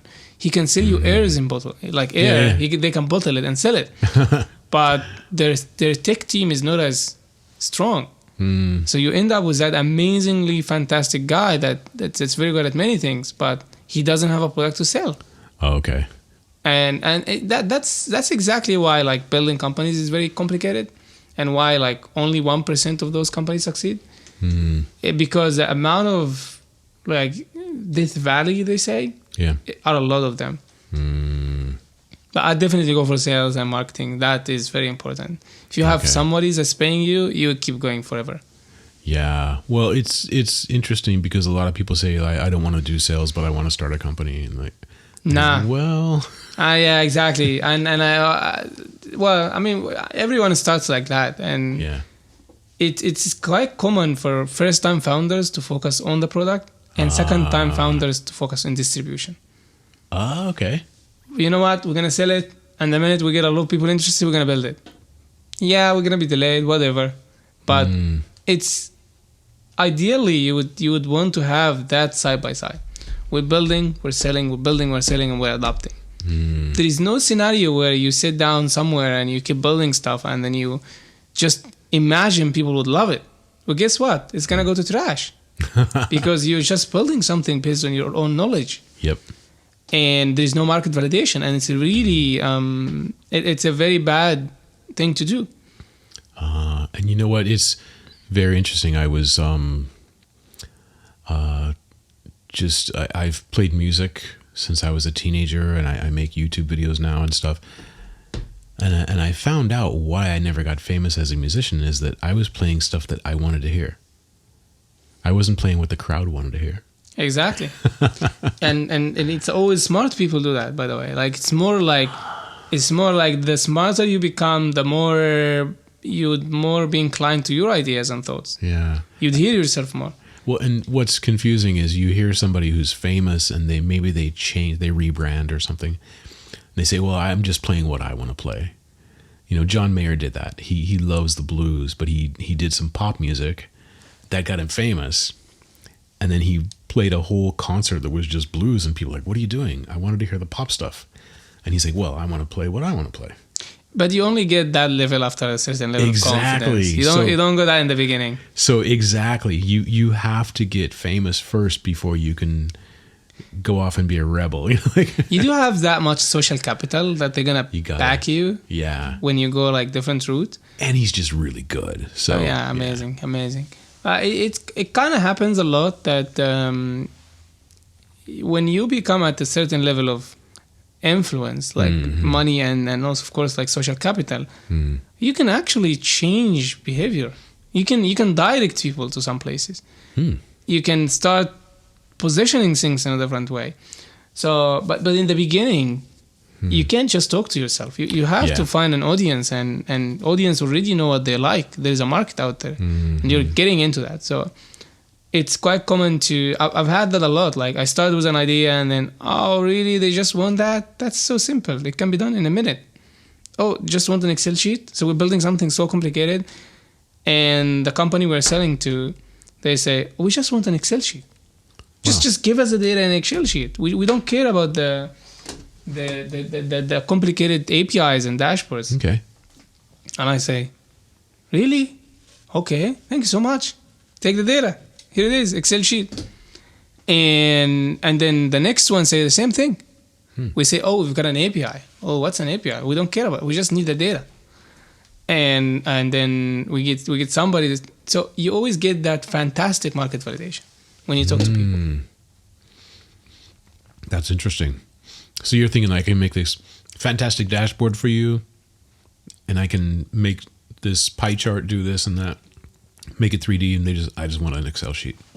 They just want an Excel sheet. And wow. And we, by the way, we got it in many of the big conglomerates. So some of our customers are like 500, Fortune 500, and they just want Excel because the marketing people, they know Excel. They're better than us in Excel. They can make the best charts on the planet in 5 minutes. Yep. They're just too good at that. So I think it's kind of difficult to balance between innovation and new, and also what exists now, familiarity. And something I learned is you really need to go for familiarity more. You don't want to go with something completely new. Nobody wants something completely like gonna radically change everything. Yeah. Just give us something that fits in the picture of what we have, and then after you have enough social and enough strong capital of many things, you can then innovate after you understand the process. Yeah, and I've seen that maybe this is a little outdated way of looking at it, but a lot of people from the States, as their marketing line is, we're going to completely change how you work. And some people like that's exciting, right? But to a Japanese business, that is not exciting. That is scary. We're going to completely change how we work. We don't want to. We just want the data. Yeah, absolutely. I mean, by default, people oppose change. Yep. Change is difficult. And changing operation is even more difficult. Not everyone is in the same level of intelligence where you go to them and say, oh, we're going to put something new. Oh, the first thing that comes to my mind, shit, I've got 200 people that I need to train. No, thank you. Thank you so much, because this is going to be a headache. I've got 200 people. Some of them don't even read and write.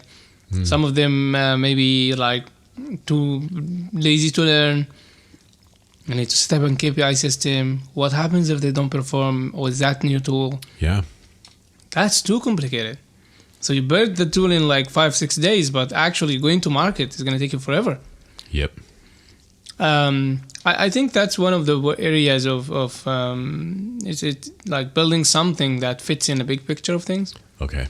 Taking a component, building it, validating, always validating. Yeah. And now it becomes good, actually. Interesting. So, skipping ahead here, I saw from a presentation, I watched your YouTube video. It was very good. Was it Lowagon, right? Lowagon, yeah. You had 7 ways to monetize data. I think people listen to this who are in business. I'll just kind of go through these really quick, and then you can unpack them, right? So 7 ways to monetize data. Number 1, raw data as a service. Number 2, transform data as a service. I didn't get the difference between those two, so I'll ask you to unpack that a little bit. Number 3, customized insights as a service. And 4, data enrichment as a service. I'm going to ask you to tell me more about data enrichment and some examples. Number 5, embedded analytics as a service, or analytics as a service. Number 6, consultation from data. I kind of get that. And number 7, model as a service. And then there's a chart here, and I believe that this is on your video. I took a screenshot, but there's also, I think it's in your paper as well. So it goes from value to impact to complexity. But so starting with raw data as a service, can you just take me through that? Yeah, absolutely. I mean, it's if you're a company, we should take an example for that and say you're a mobile phone company. Okay. And you collect a lot of GPS data about, let's say, movement of people, for example. And you've just got a bunch of that data. You have millions of records. And then you want to think about monetizing it. This is sleeping data. We've got a concept called sleeping data. Sleeping data is data that you own, and it's a liability. You have it, you need to pay storage, but you don't make money from it. That's actually a liability now. But it's actually an asset if you use it correctly. It can make you a significant amount of money.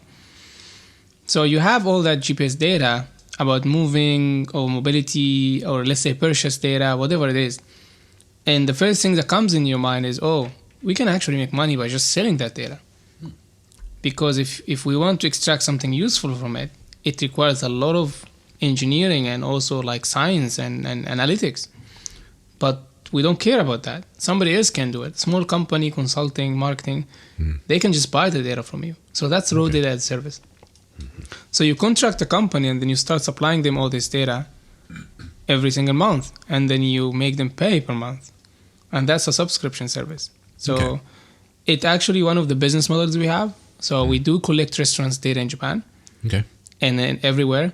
And some companies, they just want the data, as I mentioned, Excel. They want to know how many restaurants and how they change and where they are. So, okay, we collect the data, we just sell it. And it's a simple business model. But it actually doesn't make that much money because you're still having to do a lot of work to go to a value. But when you go a little bit up to transform data as a service, it becomes more like, oh, we're actually going to change the data a little so that we make grids on the screen and we count how many people are in each grid. In which area, which is the example we talked about. So instead of just buying the whole list of 1 million records, you're going to have a grid and you get a number in every grid. This area is busy, this area is not busy. Now that actually becomes another data. So still data, but we just transformed it. We made something out of it. And that's what the guy that traveled with the airplane would actually use. Sam Walton. Sam Walton. So let's just get that data instead of flying on a helicopter. And then on the other side of things, imagine, okay, I don't really want to buy the data, but I do have a list of chains of restaurants, and I do have like 500 chains. What I want you to do is tell me for every one of the 500 chain, how is the traffic in that area? Now that becomes a bit different because you're no longer buying my data. You're giving me your data so that I can tell you how they perform in the market. Now that's enrichment. So, okay, you're going to give me a 500 stores and I will look at all my data and I will tell you which area have more people and which one you're and you can now understand why you're performing better or bad. You can't get that by you can buy the data, but you have to do the work by yourself. So enrichment is a way where you sell like part of the data, but you do some analysis in it. And then you get paid more because you're actually providing value, more value than just selling raw data and transformed data. And then information that can be used to make decisions, right? Exactly. And a customer doesn't have to navigate the complexity of all this data. And going from there, you go to customized insights report. And now I'm not going to give you data as Excel and so on, but you're going to get like a PDF report and that have market insights. So you can just get to the point of whatever you want to achieve from that insight. But it's still up to you to really make a decision on that. And from this point, you go to analytics as a service. And analytics as a service here is the dashboards. So if you just buy a report, that's a one-time report. And if you need another report, I need to give you another report. And you need to keep track of all those reports in a database or like on your file. You have October report, November report, December report. Why don't we just get a dashboard? So that becomes more like a subscription model.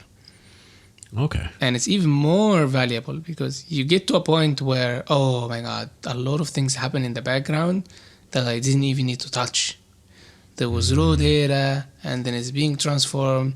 Somebody made the reports and they put it in a dashboard and everything is happening like magic. So you would pay more. It's not as if, I'm going to just give you the data. And then you go to consultation from data. And that one is pretty clear. A lot of business cases really need some customized, tailored advice. And customization is the opposite of scale. You don't scale if you customize. It's very tough. You can't go and have a team for every single customer. You need one thing to sell it 1,000 times and you make a lot of money. So that becomes more valuable because if I'm going to put hours on top of the product I have to give you an insight that really tailored to your operations, then that's a bit more valuable to you.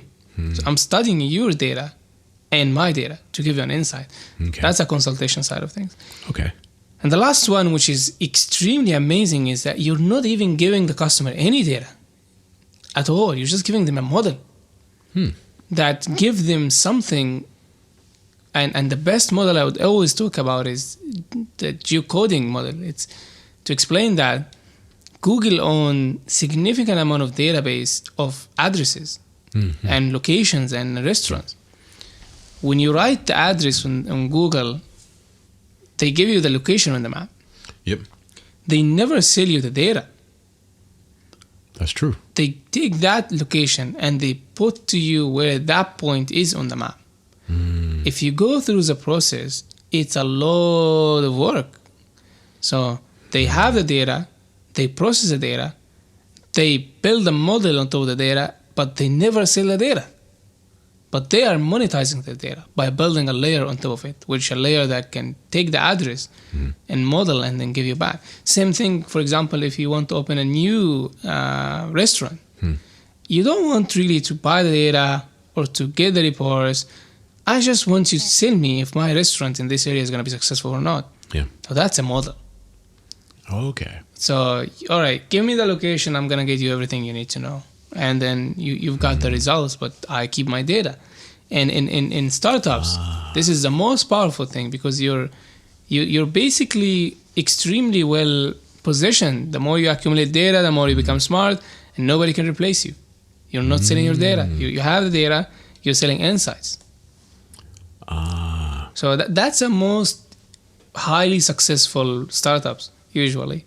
DeepL, for example, they don't sell the database. They sell the model to translate. Google Translate. A lot of data, a lot of modeling, but they sell the model. And a lot of those like that, like the caption thing we just talked about. If they do it with AI, they need data, but they're going to build a model and then you get the results. And this is when it becomes like, okay, now we're talking about a deep AI company. Or they're going to keep building a product and it will take a bit more time until they really make money from it. But the minute they start making money, they're monopolizing the market. There is no one to replace them anymore. Unless they come up with a next product or a better data. But it's going to take a lot of time to do it. So you get to a point where why this company is 100x in multiple. Yeah. Multiple. In the startup world, multiple means how you value the company, how you evaluate it. Okay. So Uber makes negative revenue, but they're still a unicorn. Yeah. They make negative profit, But they're losing money. And if you go to OpenAI, they still haven't made any money. Yeah, I wasn't charged to use ChatGPT when I used it. But you have like a premium tier, but again, they're still not making that much money. But is a company, how much a company is worth is also depending how you foresee the company making money in the future. Okay, yeah. And then you come to that multiple valuation. I see. Well, I can see the future valuation of ChatGPT is when you type in a question, right? They're keeping that data, right? My guess, and I could be totally wrong, is Google became huge as a search engine, and then Gmail and Maps and YouTube, etc. But ChatGPT, maybe their business model, I could be wrong, is that they're also collecting the questions that people ask, and I think that can be a source of revenue as well, right? So if people are asking, for example, for me, I make YouTube videos, I make podcasts, and if I want to make a YouTube video and make it go viral, right? What's a good topic? What's a good title? What's a good thumbnail? Right? What's a good script? I can have ChatGPT write the script for me, right? It's not going to come out sounding like me, but eventually, if there's enough data about me online, it can be done. But I could be maybe collecting, if I were on the back end of ChatGPT, I would look at all the questions people ask about Japan, right? So I have asked ChatGPT, what are the top 10 videos that I should make about Japan? And it gave me great ones, and I actually made one or two of those. But the interesting thing is where does the human judgment come in? Because one example was cooking, how to make sushi. Well, I have a small kitchen, But ChatGPT doesn't know that, right? So the human creativity comes in. I should have said human creativity comes in because I know something about Japan that a lot of people don't know. You can go to 7-Eleven and buy sushi. So instead of making a video on how to make sushi, which I don't have space for and I don't have all the tools, I don't want to. I took that and then I took it to the next level of you can buy sushi at 7-Eleven and then maybe do a taste test. Like, oh, this is amazing. Oh, this is terrible. Oh, you should actually go to a sit-down sushi place or something, and then talk about it and be more creative. But are there blind spots with data that it misses of maybe something a human would come up with because we're more creative? Or can ChatGPT or can AGI be creative? Well, I think, by the way, the question you asked about how to go viral, I think everyone asks that. Yeah. Like if you are in content, this is the first question you ask. Yep. Give me a topic that can go viral. Yeah. And please, like, do quick, and I need to go viral. That's what I want. Yeah. I think there are some similarity between Google and ChatGPT. Google is also collecting search queries. Yes. Whenever you search, what is the best restaurant in this area that have that kind of food, it's also being collected. Yep. And similarly, of course, ChatGPT and similar AGI is collecting that data. What I would say is that it's lacking context. Like the question phrasing is lacking context. When you say, give me the best way to make sushi, you're not telling that the model, give me the easiest way to obtain sushi. So context is a bit different. Well, maybe I should also include, I have a small kitchen. There are a lot of things that in your brain that you assume the model would learn. But you need to, where do you live and which neighborhood and how far the convenience store is. Yeah. Well, do you live in the desert? Do you have money or not? Can you get fresh fish? Exactly. Do you have like things on the fridge or not? And do you really like cooking or you just want to buy? So I think contextualization is missing on some of the things. And so it's not so much that ChatGPT has a blind spot as I didn't give it the context. I'm assuming you know everything about me because you're smart, right? Yeah, but it doesn't really know much about you. I mean, as an individual. But if you do have a script, I am this guy. I copy paste that in every question, and I say customize it for me. You get something more customizable. Okay, so if I were to say like, I live in Tokyo, Japan. I'm this many years old. I have this education, and I need to know how to find the date. Yes. How do I find these things? How do I do this thing? How do I cook this thing, for example? Then it would say, we have this guy who's this old, who's, he's going to know how to use a stove. So we don't have to give him directions on how to heat up a fry pan, right? And if I say I have a small kitchen with 2 electric burners, it's not going to say, get 4 saucepans. Right? Exactly. I think it will get that. It's up to me to give it more context. Exactly. It will get that. Okay. It will get that. I've tried it in multiple cases, and it does get a lot of context. Yeah. The more information you provide, well, sometimes, of course, it like generate rubbish, but in many cases, it really gets what you try to do. And AGI, it's here to stay. And the change and let's say, remember about the thing we talked when small companies now are getting a piece of the pie. Yeah. ChatGPT, if you ask it, let's say, for example, how many restaurants in Aoyama, Japan? It wouldn't know. It would tell you, sorry, but my information is limited to 2021, and that's how much I know. And even if you connect it to the internet, nobody has made that census public yet. It doesn't even know that. It can't really tell. And if you go, say, for example, in that neighborhood, what is the best idea of a restaurant, for example? It doesn't have enough data. So should I open a French restaurant or a coffee shop or a taco stand? And what kind of interior should I do and how much sales should I expect? It doesn't have that much data. But what's happening nowadays is that somebody's coming and saying, all right, I've got this data and only one have that data. Why don't I make ChatGPT for restaurants? Why don't I make ChatGPT for whatever? You can go as far as hotels. You can. ChatGPT for hotels, ChatGPT for Uber drivers to find the best place to go and like look for people. And now it becomes a war of data, not a war of AI. So the AI game is very tough to crack because you need a lot of infrastructure. Yeah. And well, I just think, for example, the restaurant example in Aoyama, let's see if I look up and I see there are 20 coffee shops and, 5 boutique restaurants and 10 French restaurants.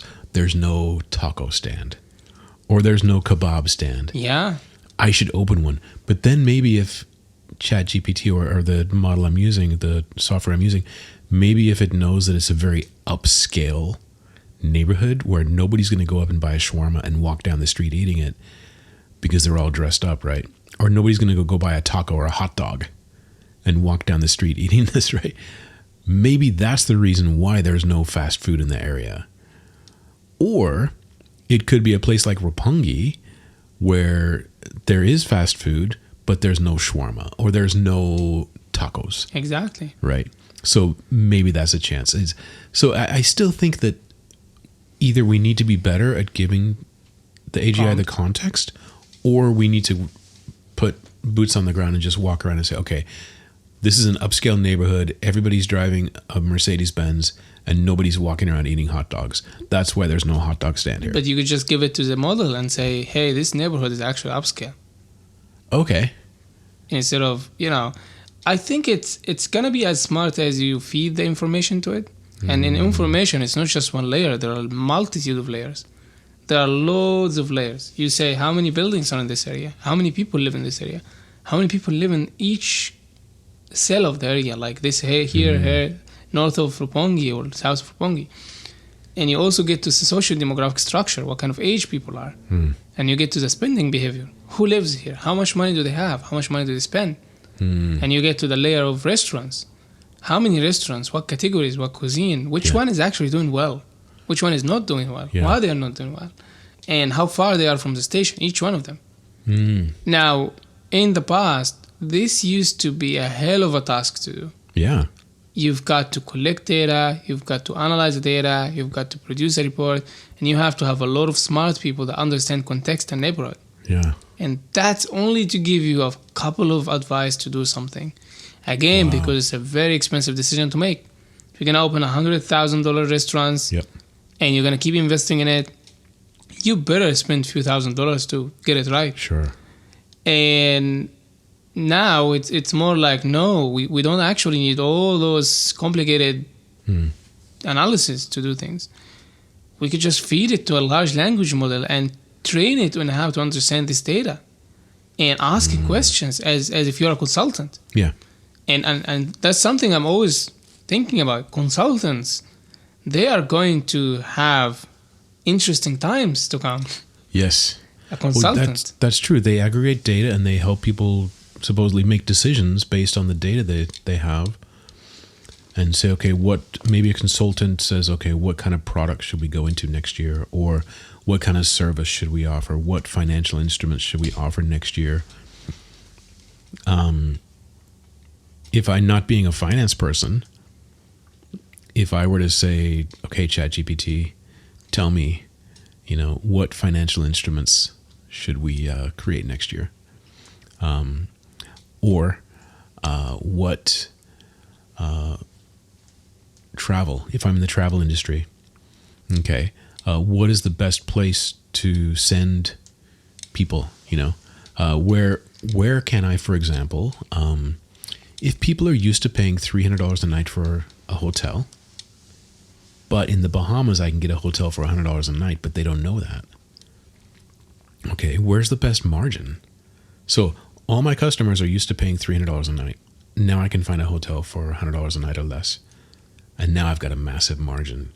I can see a place where I can do research. I don't have to go to the Bahamas and see this. I don't have to call them or check the website, whatever. But I can just say, okay, where's the best margin? You see, this is a very easy question. And in reality of life, you really want that one answer. Yeah.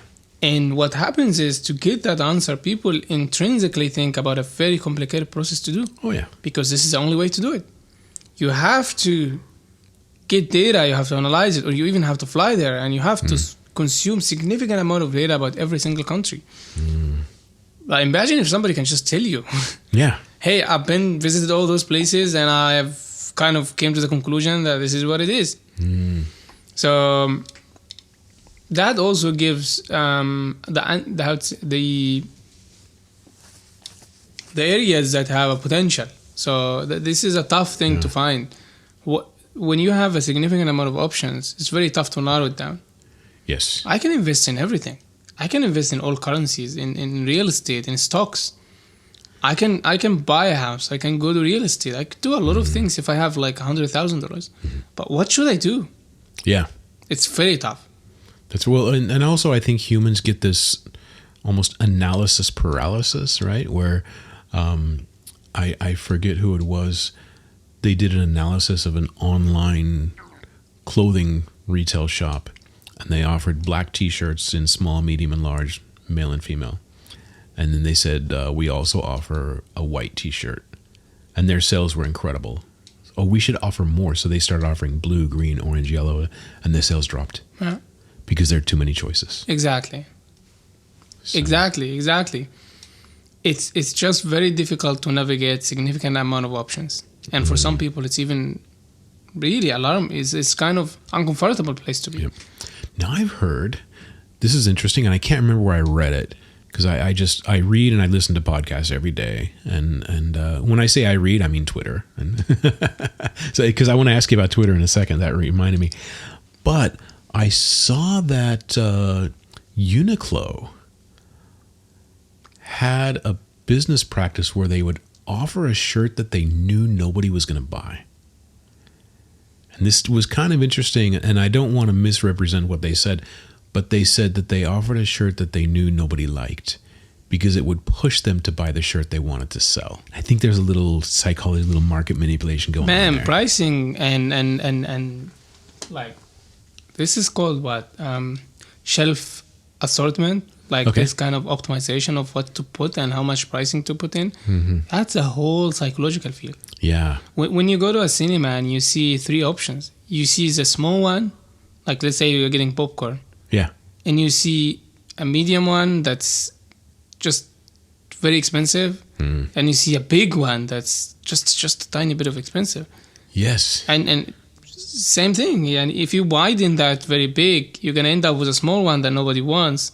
And you're going to end up with a big one that is really expensive. Yeah. And you end up with the item that, okay, I'm going to take the middle one. I'm going to take the medium one.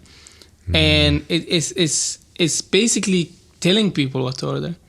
And it goes everywhere. It is a bit, you've only also got limited amount of time to make a decision. That's right. You don't the have, movie's starting in 5 minutes. We got to go, right? Yeah, I mean, exactly. And also you this is a design. So how you design a sales funnel where you get people to actually choose what you're looking to sell, and how do you dynamically optimize what you're displaying.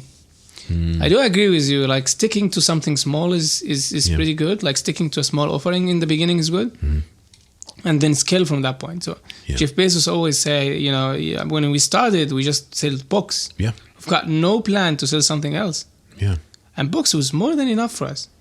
And the minute you hit it with books, you just go hit it with something else. You just go like scale. Well, he was a data man too. Amazon culture is savvy. It's a data savvy company. Well, he was a finance person, right? But he was a data person. He is a data person. Yeah, totally. I think everyone eventually will become a data guy. Yeah. It's just, there's no way. They ask questions because as a CEO, you're an executive. Your job is to make decisions. Yeah. So the first question you ask, how do I make those decisions?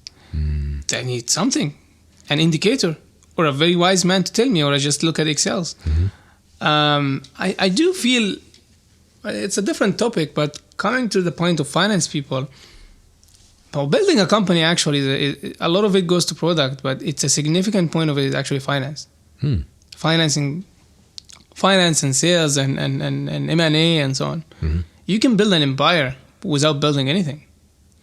Was building nothing. No physical product, right?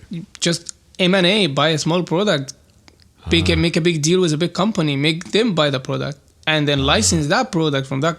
There are a lot of things that goes into that. Yeah. That is less to do with. That's why at least I've seen a lot of VCs and CEOs from finance background, and they do tend to have it better than people without that much knowledge in finance. Fascinating. So totally bad segue, but Twitter, you had a really good post on LinkedIn about Twitter. What did we learn? They released an open source algorithm. Yeah. And that means when things surfaced out and when they fade down. Yeah. And that's amazing. I mean, Yeah. it's everyone is trying to appear on LinkedIn. Yeah. Or on Twitter. LinkedIn, nobody knows how it works. Yeah. You just post something and you hope it works. Yeah. And if it does, it really does. Yeah. Well, I get little reports like, okay, I post a video or I post a podcast and okay, this many 100 people saw this is how much engagement you got. But exactly. I have, unless I get LinkedIn Pro or something, I don't know who saw it. You don't get the actual people who saw the thing, but you do get some other metrics like from where they are, what kind of jobs they are. Yeah. And also you get the region, which area. That's and right. You also get something interestingly important, which is some metrics also related to who viewed your profile. Like if you have that kind of LinkedIn Premium, you get something like our LinkedIn Premium, yeah. And I want to know what time to post. Like Meta, I have a Facebook page for the podcast, and when I go into the Meta Business Suite, it tells me the people who are members of this page are on at 10 a.m. So if I were to post a podcast, just go to 10 a.m. Yeah, exactly. Like post a podcast at 6 p.m. on Thursday or Friday, I would say, okay, I want to get it out now because I'm impatient, but schedule it. I want to schedule it. Schedule it. And have to. I get more engagement by doing that. Yeah, because it's incredible. Well, at least from where I stand, first of all, LinkedIn is a fantastic tool for business. If you're selling anything, I mean, you found me on LinkedIn. Yeah. And that was through a mutual acquaintance, yeah. Through a mutual acquaintance of a post that I shared sometime, and then we talk. But it was well written. That's the thing. There's so much junk on there are. Any social media. You have a good style that's very concise, and because people are scrolling, we don't read anymore. We scroll. Yeah, exactly. Right? You just go. So that I see a few keywords, and I see who shared it, which has social cachet. Right? Exactly. But also there's a graphic, and that has impact too. Yeah. So I think I don't know how much you think about your social media presence, but it's very good. Well, I do put some effort, and yeah. I mean, sorry, some people are just natural, and some people like, okay, I really need to do it this way, So yeah, well, our marketing budget is $0. Okay, but we get hundreds of thousands of sales pipeline. Yeah, just by people calling me. Wow, it's literally $0. We spend nothing on ads, but on the other side of things, we share content because we have data. Yes. And we have data nobody ever had. So what is the best way you can ever advertise about your data? Content. Just share something nobody knows. Well, this is interesting because I think maybe not everybody, but I think in the startup world, you're kind of afraid like, oh, if I give away this, then they won't buy it. There are a lot of notions on that, but I definitely go for, you know what? As a founder, you have to manage a lot of pieces of the puzzle. Yeah. You have to build a good product that's going to take years. You have to find customer that's going to buy your product. You have to get traction. Somebody already paid something for you to get the market validation. And you also need to find investors to buy you, like buy in you, they have not to just buy you, your product. And you can't just do that without being out there and talking about what you do. True. So, for us, to be honest, LinkedIn is it's actually well thought. So it's not, oh no, we're just going to post some interesting stuff. It's like our sales channel is going to be LinkedIn. And we are going to try to go viral. Yeah. When we do go viral, we get a lot of interesting people see our offerings. And LinkedIn surfaces, some of the posts go to 500,000 impressions. Wow. And I'm very focused, for example, on the Middle East. Okay. In Saudi Arabia and those areas. And when I do post something, and sometimes it goes to 500,000 person, and at least 20 or 30 of those people, they have something they're working on that they need that thing now.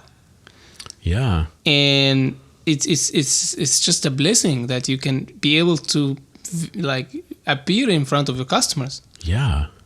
But I think what we haven't done yet is making so now we're basically posting one step at a time, but Yeah. we want to document our journey. Okay, this is a startup. This is how we fuck up. This is a problem we're facing. Yeah. We just have to let people go because this is what it is. Yeah. We failed our fundraising. We actually did the fundraising. Okay. Now it's gonna take it away from just sharing fragmented things to actually following a journey and trying to see Sure. if that journey is gonna succeed or not. Well, this is very interesting because, I do YouTube, and this is how people find staff is on their YouTube channel. They'll say, hey, I'm looking for an editor. Right. Or I'm looking for a sound person. I'm looking for a lighting person. And they'll even do their journey. So people love stories, right? Right. You look at the best movies, they're like a romantic comedy. People love stories. So, there's a lot more stuff to get into, but we're running out of time. So, but people love stories, right? Absolutely. And I think LinkedIn is a great recruiting tool as well. So we'll see where that goes from here, and maybe ChatGPT and LinkedIn team up together and make more viral posts. So who knows? But I tell you what, it's been great. I really appreciate it. And where can people follow you? Follow you on LinkedIn? I'm mainly on LinkedIn, so Okay. this is my main like point of social interactions. Cool. So I'd always be there. Find me on LinkedIn, Mo Batran, and Okay. you'll find me there. Awesome. Well, thank you very much. Well, that was an amazing discussion. It was great. Thanks a lot.